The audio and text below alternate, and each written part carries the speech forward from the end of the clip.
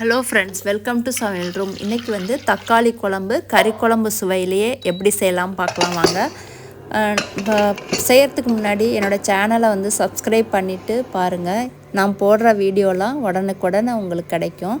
இப்போ வந்து ஒரு மசாலா அரைச்சிடலாம். வெங்காயம், தேங்காய், பொட்டுக்கடலை, மிளகு, சீரகம், சோம்பு, பட்டை, கிராம்பு, 2 ஏலக்காய், கசகசா இதெல்லாம் வச்சு கொஞ்சம் வறுத்துட்டு எண்ணெயில் வறுத்துட்டு நம்ம வந்து அரைக்கணும். இதை இப்போ வந்து இந்த மசாலாவை நல்லா வறுத்துக்கலாம். கருகக்கூடாது. மீடியம் ஃப்ளேம்லேயே வந்து நல்லா வந்து மொறுன்னு நல்லா வறுத்துக்கோங்க. வறுத்துக்கிட்டு இதை வந்து நல்லா ஆறுனதுக்கப்புறம் நைஸாக அரைச்சிக்கலாம்.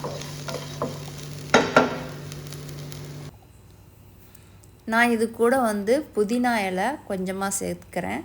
உங்களுக்கு விருப்பப்பட்டால் நீங்கள் புதினா இலை சேர்த்துக்கலாம். இதை நைஸாக அரைச்சிட்டு வந்துடலாம். இப்போ அடுத்ததாக வந்து கடாயில் எண்ணெய் ஊற்றிடலாம். எண்ணெய் ஊற்றிக்கிட்டு சின்ன வெங்காயம் போட்டு வதக்கிக்கலாம். சின்ன வெங்காயம் ஒரு 10 வெங்காயம் எடுத்து அதை நல்லா பொடியாக நறுக்கி அது கூட வந்து ஒரே பச்சை மிளகா, கொஞ்சமாக கருவேப்பிலை சேர்த்து அதையும் போட்டு நல்லா வந்து வதக்கிடலாம்.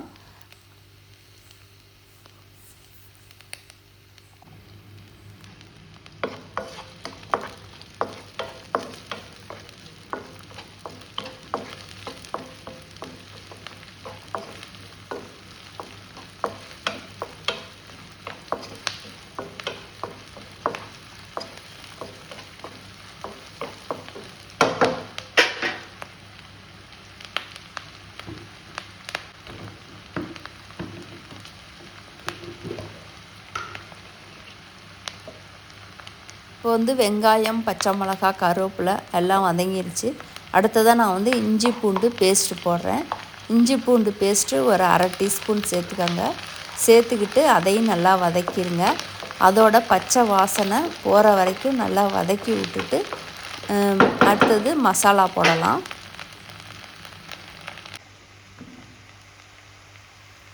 அடுத்ததாக மஞ்சத்தூள் ஒரு 1/4 டீஸ்பூன் சேர்த்துக்கோங்க. அடுத்தது மல்லித்தூள் வந்து ஒரு 2 டீஸ்பூனில் சேர்த்துக்கோங்க, ஒரு 2 டீஸ்பூன். அடுத்தது மிளகாத்தூள் உங்கள் காரத்துக்கு ஏற்ற மாதிரி சேர்த்துக்கிட்டு அதையும் நல்லா வதக்கிடுங்க. வெங்காயம் கருவேப்பிலையோட இந்த மசாலாவையும் போட்டு நல்லா வந்து வதக்கி விட்டுட்டு நம்ம வந்து குக்கரில் வந்து தக்காளியை வந்து வேக வச்சு எடுத்துருக்கோம். அந்த தண்ணியை வந்து கொஞ்சமாக இது கூட இந்த மசாலா கூட சேர்த்துக்கலாம். தேவையான அளவு உப்பு சேர்த்துக்கோங்க. உப்பு சேர்த்துக்கிட்டு நல்லா வதக்கி விட்ருங்க. இப்போ வந்து நம்ம போட்ட மஞ்சத்தூள், மிளகாத்தூள், மல்லித்தூள், மசாலாலாம் வந்து இந்த பச்சை வாசனை நல்லா போயிடுச்சு. அடுத்ததாக வந்து நம்ம கொஞ்சமாக வந்து இந்த மசாலா வேகிறதுக்கு தண்ணி சேர்த்துக்கலாம். நான் வந்து தக்காளியை வந்து வேக வச்சு எடுத்திருக்கேன். அந்த வேக வச்சதை அந்த மேல் தோல் இருக்குது பார்த்திங்களா, அந்த தோலை வந்து நல்லா எடுத்துட்டு நம்ம வந்து கையிலையே நல்லா ஆறுனதுக்கப்புறம் நல்லா கையிலையே வந்து தக்காளியை வந்து பிழிஞ்சு பிசைஞ்சு விட்டுக்கணும். இப்போ நம்ம அடுத்ததாக வந்து அந்த பிசைஞ்ச தக்காளியை நம்ம அப்படியே வந்து பியூரியாக ரொம்ப அரைக்கக்கூடாது, கையிலே வந்து மசித்து நம்ம வந்து இந்த மசாலா கூட சேர்த்துடணும். உங்களுக்கு தேவையான அளவு உப்பு சேர்த்துக்கோங்க.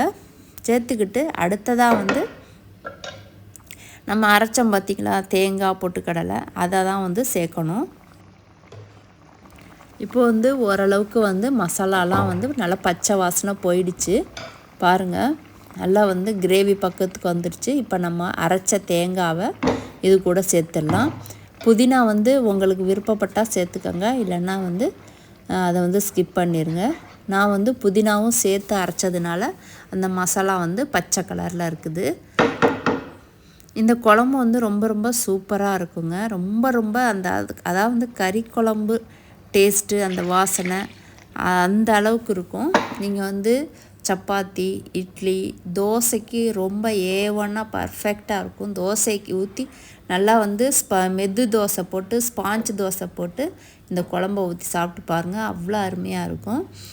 ரொம்ப பர்ஃபெக்டாக இருக்கும் இந்த தோசைக்கும் இந்த குழம்புக்கும். நீங்கள் வந்து ஒரு தடவை ட்ரை பண்ணி பாருங்கள். இந்த வீடியோ பிடிச்சிருந்தா லைக் பண்ணுங்கள், ஷேர் பண்ணுங்கள். ப்ளீஸ் சப்ஸ்கிரைப் மை சேனலை வந்து சப்ஸ்கிரைப் பண்ணிவிட்டு பாருங்கள். Thank you friends.